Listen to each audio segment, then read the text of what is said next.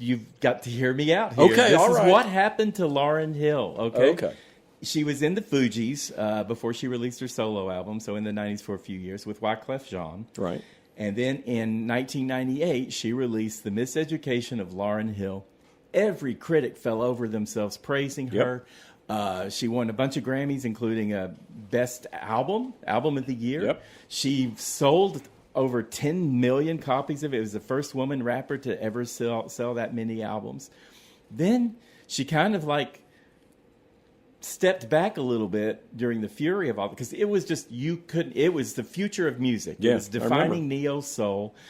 She was a rapper and a singer, and it was the first like really effective blend of rap music and soul music and sophistication and seriousness, but just really polished and just really effective. And she just like knocked it out of the park. I never saw a bad review of it.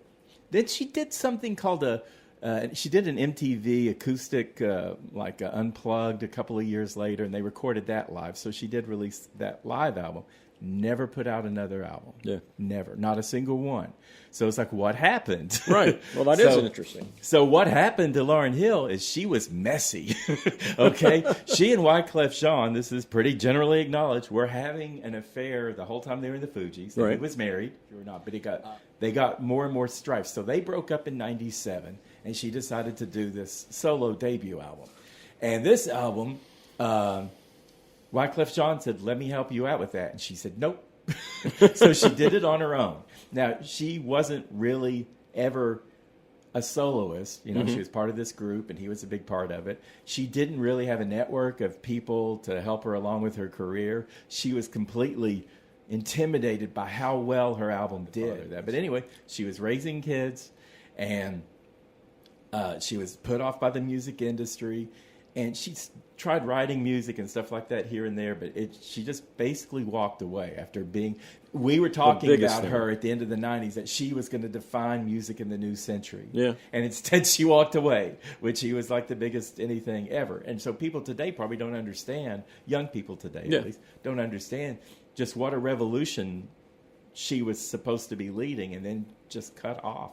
And she was messy in other ways. She wasn't paying taxes. She went to prison for a little while. Really? I didn't know that. Yeah. I mean, it's just a few months, but yeah. I know. Just a few months in prison is still significant. Right. Still prison. Well, I mean, there was this whole 6 kids thing, too. But and then she tried touring again. She's been doing that the last couple of years. But she's notoriously late going on stage, like 2 a.m. Now, she's like 50, right? And her fans are like 40s and 50s. And they aren't waiting. People in their 40s and 50s are not, even people in their 20s aren't, but people in their 40s and 50s are not there to see someone not come on stage till 2 in the morning. They got work to do the next day. Exactly. You know?